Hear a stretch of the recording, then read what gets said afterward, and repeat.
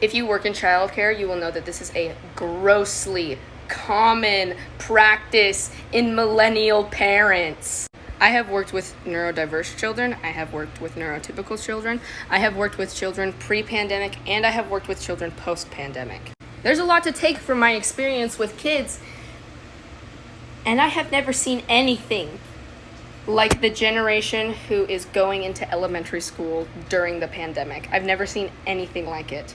These young kids have no emotion regulation. They communicate entirely with their bodies. And they cannot handle disappointment at all. Me and my coworkers got donuts one day because we're adults and we're allowed to enjoy things. And the amount of meltdowns, and not just like meltdowns like, oh, that's not fair, I don't get one. No, like freakouts, like for the entire day. They were extreme. And when that was expressed to parents, do you want to know what their solution was? Don't worry, I'll take you to Banbury Cross on the ride home. Thank you for adequately teaching your child about disappointment and how they don't always get what they want. There are other kids who their siblings will have birthdays and they get presents on their siblings' birthdays. There are other kids who, when they get prizes for cleaning up super well or participating or being awesome, they need two. One is for their sibling. And this isn't like a one-time thing. This has happened multiple times with multiple children.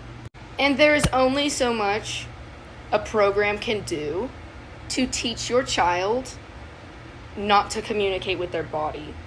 They have to first communicate with their words. If their baseline reaction is to react physically, that shows me that you as a parent have never communicated with your child in a healthy way.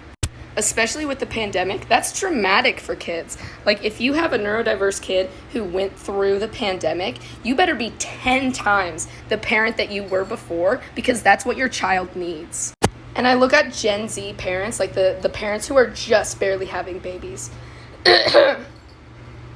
And the language development on these children is astounding.